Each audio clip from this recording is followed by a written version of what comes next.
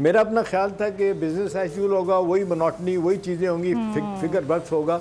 अब इन्होंने ऐलानात तो किए हैं, लेकिन अब सैलरीड क्लास के लिए भी आ गया 6 से 7% जो है ना उनमें कमी वाक़या हो जाएगी। फिर इसी तरह से आप देख लें वो जो सरचार्ज सेल अपना सैलरी क्लास पे वो टोटली उन्होंने ख़त्म कर दिया मुकम्मल। सुपर टैक्स का भी जो है ना 50 करोड़ के ऊपर वो भी उसको ख़त्म कर दिया। तो ये तो अच्छी बातें हैं। अब सवाल ये है कि जी अब पेंशन में भी इजाफा किया गया, वो भी एक बड़ी रकम है। सरकारी तनख्वाहों के अलावा हमारी सरकारी मुलाजमीन की तनख्वाहों में 10% प्लस इजाफा कर दिया गया। देखिए किसी हद तक तो ये बात कही जा सकती है कि लार्जली हम कह सकते हैं बिज़नेस फ्रेंडली तो है।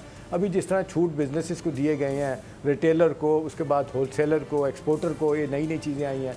रियल एस्टेट सेक्टर में भी आप देख रहे हैं, कंस्ट्रक्शन में भी है, उन्होंने देखा जिस तरीके से कम कर दिया टैक्स उसका। तो ये लग रहा है कि पहली दफ़ा मुझे लग रहा है 3-4 साल के बाद वाकई हुकूमत जो है ना वो इनकरेज करना चाह रही है कि लोग इन्वेस्टमेंट की तरफ आएँ। लेकिन टोटल वो जिसको कहते हैं स्टेटस को था, लोग पैसा लेके या घर में बैठे थे या बैंकों में रख के खा रहे थे जिनका लीगल पैसा है, या लोग बाहर लेके चले गए थे। अब बाहर भी देखें जिस तरह यूएई के हालात हुए हैं, वाकई मिडल ईस्ट मालिक में हुए हैं, तो अब ये भी है कि ये हुकूमत की सहूलियात थोड़ी बहुत जो आई हैं, बहुत ज़्यादा भी नहीं है लेकिन बहुत कम भी नहीं है, उनको देख के लोग वापस आएंगे। अब देखें कुछ वो कहते हैं ना कि डेवल लाइज इन डिटेल। अभी तो मारूफ आहिस्ता आहिस्ता में डिटेल पता चलेंगी।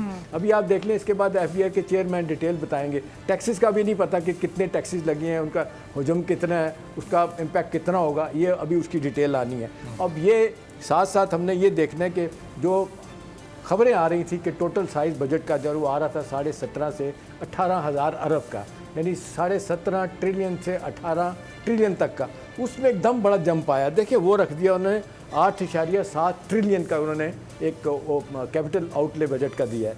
फिर आप देख लें इसमें FBR का हदा वो बता रहे हैं 15.2 ट्रिलियन है। अब इसमें कैच जो है वो ये है कि फाइनेंस मिनिस्टर साहब कहते हैं कि हमारी खालिस आमदनी इस बजट में, आइंदा आने वाले बजट में 26-27 में वो 11 ट्रिलियन की है, 11,000 अरब की। अब मारूख आप देखिए 18,7 ट्रिलियन में से अगर आप 11 ट्रिलियन निकाल दें तो हुकूमत माइनस में ही जाएगी और 60 ट्रिलियन माइनस से अपना कारोबार शुरू करेगी। अब ये जाहिर सी बात है, कर्ज ले के आप देख लें, वर्ल्ड बैंक भी इसमें आएगा। हमेशा हम देख रहे हैं 40 से 50% हमारा बजट जो है ना वो फंड जो है हम देखते हैं कि बाहर के पैसे से अपना बैरूनी इमदाद के साथ पूरा हो रहा होता है।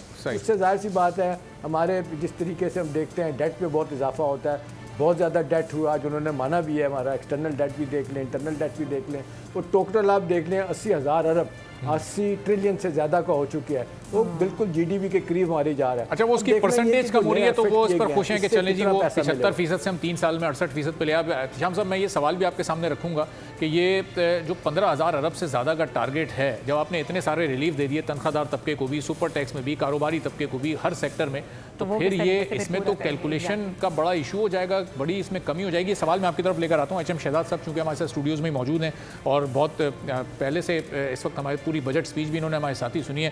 तो शहजाद साहब, ये इंपोर्टेड गाड़ियों पर ये जो 2000 सीसी से 3000 सीसी तक की SUVs हैं, इसमें ये 62% की फेडरल एक्साइज ड्यूटी, फिर 3000 से ज़ायद सीसी वाली गाड़ियों पर ये 66% की federal excise duty, overall auto sector को कितना डिस्टर्ब करेगा? ये सेल्स में बड़ा फ़र्क पड़ेगा, बिजनेस एक्टिविटी डिस्टर्ब होगी आप लोगों की? देखिए, मैं आपको बताऊं कि बस वही जो है हुकूमत जहां लॉसेस होने चाहिए थे उसको कवर करने के लिए, क्योंकि हुकूमत ने यहाँ ये ऐलान नहीं किया कि अब ये RD कितनी कम कर रहे हैं, क्योंकि IMF से ये कमिटमेंट कर चुके हैं पिछले साल कि 2026-27 में हम RD भी कम करेंगे और कस्टम ड्यूटी भी कम करेंगे। अब वो जब कम करेंगे, फाइनेंस बिल जो है वो मेरा ख्याल है कि 2-4 घंटे में आ जाना चाहिए। तो अब इन्होंने उसको कवर करने के लिए फेडरल एक्साइज ड्यूटी का निफाज डाल दिया है, लेकिन कितने % डालेंगे ये अभी तय नहीं किया इन्होंने। अभी फाइनेंस बिल के अंदर जब आएगा, जहां वो कमी RD की और कस्टम ड्यूटीज़ की करेंगे, उसको रिकवर करने के लिए यहाँ ये चीज़ डाल दी गई है। लेकिन एक बड़ी बात यह है कि जिन बड़े ट्रक्स जो इलेक्ट्रिक ट्रक्स थे उस पर ड्यूटीज़ और टैक्सेस ना होने के बराबर थे। सेल टैक्स 18% था उसको वो 1% करने जा रहे हैं। तो मैं अच्छा शाह साहब, ये कतल कलामी की माजरत, लेकिन ये वजीर साहब या बाकी कैबिनेट मेंबर जो गाड़ियां खुद इस्तेमाल करते हैं उनका जिक्र तो इन्होंने कर दिया। ये 800 सीसी 1000 सीसी उससे थोड़ा बड़ा होकर ज़रा 1300 सीसी 1500 सीसी ये गाड़ियां कहाँ गायब हो गई जो कि एक लोअर मिडिल क्लास या मिडिल क्लास वाला बड़ी मुश्किल से ख़रीदता है। देखें, इसीलिए उसका जिक्र नहीं किया, और बल्कि उन्होंने कहा कि क्योंकि हम पिछले एक दहाई से हम उनके ऊपर काम भी कर रहे हैं, और छोटी गाड़ियों का इन्होंने कोई जिक्र नहीं किया। हालांकि इन तमाम छोटी गाड़ियों के ऊपर भी कस्टम ड्यूटीज़, IMF से तयशुदा बात है कि कस्टम ड्यूटीज़ कम करनी थी, और कहीं अगर RD है उसे भी कम करना था। तो आपने स्पीच सुनी और हमने बल्कि साथ बैठ के सुनी, तो मेरा ये ख्याल है कि हुकूमत उनके ऊपर शायद कस्टम ड्यूटीज़ और RD कम करने नहीं जा रही, लेकिन जिन गाड़ियों पे करने जा रही है तो उसका फार्मूला इन्होंने ये निकाला है कि अब मज़ीद जो है वो FAD नाफिज करने जा रही है।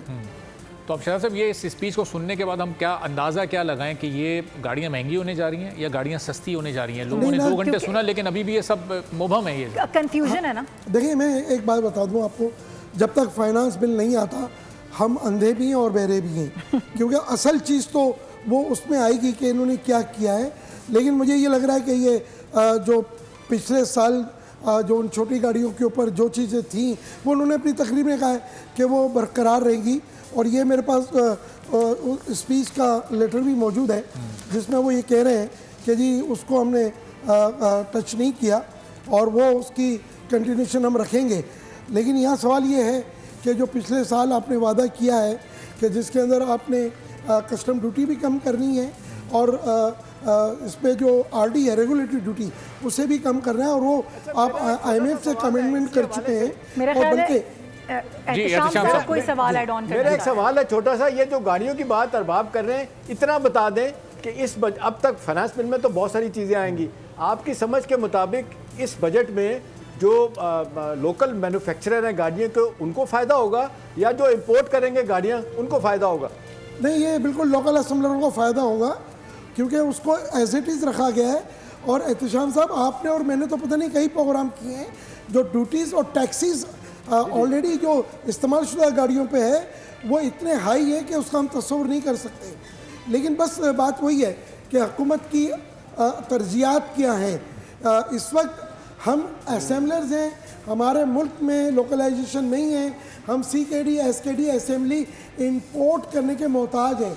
एहतिशाम साहब, आपके लिए एक चौंका देने वाली मैं एक बात बताता चलूँ, इस साल लोकल असेंबलरों को CKD SKD असेंबली जो 3 पुराने प्लेयर हैं टोयोटा होंडा सुजुकी और ये जो 14 नए जापानी कोरियंस और जो चाइनीज़ आए हैं, $4 अरब हुकूमत ने जो है वो इनको दिए हैं कि वो अपनी CKD SKD इंपोर्ट कर सकें और आवाम को ये करने के बाद जो है महंगी तरीन गाड़ियाँ दे सकें। तो ये एक अजीब सी बात है जो मेरी बात समझ में नहीं आती, इसलिए नहीं आती कि हमारे मुल्क की ज़रूरत है वो छोटी गाड़ियाँ हैं, जबकि जो नए प्लेयर्स आए अच्छा है वो आए हैं, उन्होंने टोयोटा होंडा को सुजुकी को कुछ कंपटीशन दिया है, उनकी कारों की कीमत में जीते दी है कि इम्पोर्टेड गाड़ियाँ जो आएंगी अगर वो सस्ती होंगी तो आम आदमी को फ़ायदा होगा। तो हम ये कह सकते हैं कि इम्पोर्टेड गाड़ियों वाले जो उनकी लॉबी कामयाब रही इस दफ़ा। सर वो तो आपने पिछले साल देखा, आपने और मैंने एक प्रोग्राम में ये डिस्कस भी किया था कि बैगेज को उन्होंने बंद कर दिया है।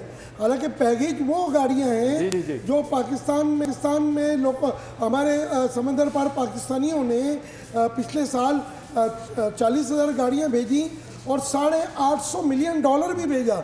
ये वाहिद ट्रेड थी कि गाड़ियों के साथ साथ जो है वो आपको जो है वो डॉलर में ड्यूटी और टैक्सेस भी दे रही थी, उसको बंद किया। किनके प्रेशर में आके? वही टोयोटा होंडा सुजुकी के।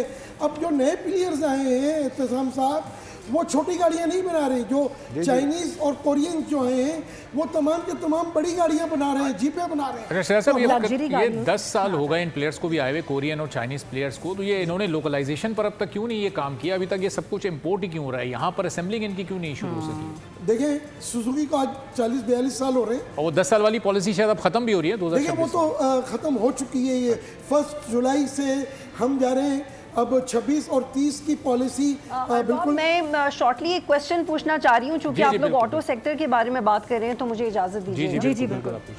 बतूल जी राजपूत हमारी एंकर। शहजाद साहब, ऑटो सेक्टर के बारे में ये कहा गया है कि एक नई पॉलिसी लेके आ रहे हैं वज़ीर आज़म, और जिसकी वजह से गवर्नमेंट की कोशिश होगी कि इन सहूलियात से इंतहाई महंगी इलेक्ट्रिक गाड़ियां फ़ायदा ना उठा सकें। और उनके मुताबिक अब तक की जो मॉडर्नाइजेशन हुई है उससे मैन्युफैक्चरर्स को बड़ा फ़ायदा हुआ है, और अभी तक एक नुमाया सरमायाकारी हुई है। ये कैसे हुई है? अगर आप इससे कन्विंस्ड हैं तो इससे वाजे कीजिएगा, क्योंकि इससे पहले आप और एहतशाम साहब जो डिस्कशन कर रहे थे वो तो लग्जरी गाड़ियों की बात हो रही थी, छोटी गाड़ियाँ भी, लेकिन उससे बराह रास्त जो एक रेगुलर कंज्यूमर है उसका तो उसमें इंटरेस्ट नहीं है। लेकिन ये जो एक ओवरऑल पॉलिसी की बात कर रहे हैं ऑटो सेक्टर की, और he was very confident of the fact कि जो हमारी पॉलिसी अभी मुतारिफ करवा रहे हैं उसका फ़ायदा होगा, तो वजाहत कीजिएगा कि वो एग्जैक्टली क्या पॉलिसी है जिसकी वो बात कर रहे हैं। देखिए, ऑटो पॉलिसी का ड्राफ्ट तो आ चुका है और तकरीबन हम तमाम लोगों ने उसको पढ़ा है। ये कोई पहला ड्राफ्ट नहीं है, इससे पहले 5-5 साल के 3 ड्राफ्ट आ चुके हैं, और वही लोकल असेंबलीज ने कभी भी उस पर अमल नहीं किया। हालांकि उसमें मेहनत करने वालों ने बड़ी मेहनत की, और उसके अंदर वेरी क्लियरली लिखा था कि आपने लोकलाइजेशन करनी है, मुल्क की ज़रूरत को पूरा करना है, और गाड़ी एक्सपोर्ट करनी है। तो जिस मुल्क के अंदर CKD SKD असेंबली इंपोर्ट होती है वो एक्सपोर्ट कैसे करेगा? वो दुनिया से जाके कैसे सस्ती गाड़ियाँ पहले वो क्या CKD SKD असेंबली इंपोर्ट करेगा और उसके बाद वो बनाकर बेचेगा? ये समझ से बाहर तर बात है। और मैं कई दहाइयों से ये बात करता हुआ आया हूँ कि मुल्क में जब तक लोकलाइजेशन नहीं होगी, हमारे मुल्क में आवाम को सस्ती म्यारी गाड़ी नहीं मिल सकती। और हमें जो है ना, सबसे पहले लोकलाइजेशन की तरफ जाना पड़ेगा। जब तक हम लोकलाइजेशन की तरफ नहीं जाएंगे, हमें आवाम को महंगी गाड़ियाँ ही देनी पड़ेगी। मैं एक छोटी मिसाल हमेशा देता हूँ कि एक सुजुकी आल्टो 36 लाख रुपए की है, पड़ोस मुल्क उसका नाम नहीं लेता, 4.25 लाख की वहाँ गाड़ी है, और उनका रुपया स्ट्रॉन्ग है तो 12 लाख रुपए बनते हैं। 36 लाख और 12 लाख। तो ये हुकूमत को सोचने का है, जो ये अभी ऑटो पॉलिसी जिन्होंने बनाई है। तो शायद साहब ये बुनियादी फर्क लोकलाइजेशन का ही है ना, वो जी सबसे बड़ी बात यही है कि आज भी हम CKD असेंबली और हम इंपोर्ट करने के मोहताज हैं। क्यों नहीं हुकूमत इस बात को देखती? मुझे और शहजाद साहब एक और सवाल ले लीजिएगा छोटा सा। अरबाब, ये एक और नुक्ता है जो मैं रेज करना चाह रही हूँ ऑटो सेक्टर के हवाले से। ये कहा गया कि जो पेट्रोलियम बेस्ड सॉल्वेंट्स हैं, जिसमें सफ़ेद स्पिरिट है, कुछ और ऐसे इसमें केमिकल्स हैं, उन पे फेडरल एक्साइज ड्यूटी आयद की गई है, क्योंकि ये पेट्रोलियम लेवी से हट के ये प्रोडक्ट्स हैं।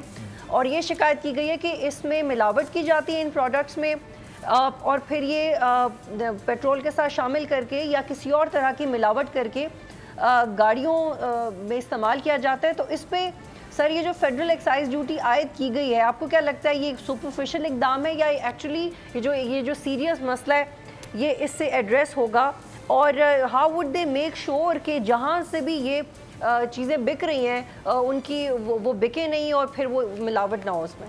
और इसमें शहजाद साहब ये बड़ा अच्छा पॉइंट है बतूल का, क्योंकि इसमें मिट्टी के तेल की मिलावट होती है। और मिट्टी का तेल लोग कहते हैं हर दफ़ा जब पेट्रोलियम प्राइसेस बढ़ती है तो अक्सर मिट्टी का तेल भी बढ़ता है। लोग कहते हैं मिट्टी का तेल कौन इस्तेमाल करता है? वो इसलिए रोका जाता है कि ये पेट्रोल में डाल के मिलावट की जाती है इसकी। जी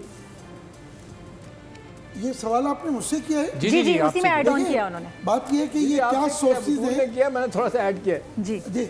ये देखिए क्या सोर्सेज हैं हुकूमत के पास जो ये बात कर रहे हैं। देखिए ये जो मिलावट वाली बात है मिट्टी के तेल की, ये तो बरसों से चली आ रही है, ये कोई छुपी बात नहीं है।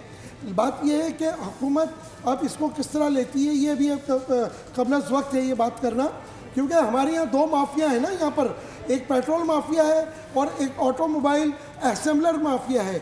ये दोनों के लिए करके हुकूमत को इनके लगाम डालने की ज़रूरत है। और अगर ये हुकूमत वाकई इसमें कामयाब हो जाती है तो मेरा ये ख्याल है कि जो गाड़ियों के अंदर इंजन के अंदर ख़ासकर जो इसकी वजह से लॉस होता है, ये आने वाले वक्त में हो सकता है कि हम अच्छाई की तरफ चले जाएं।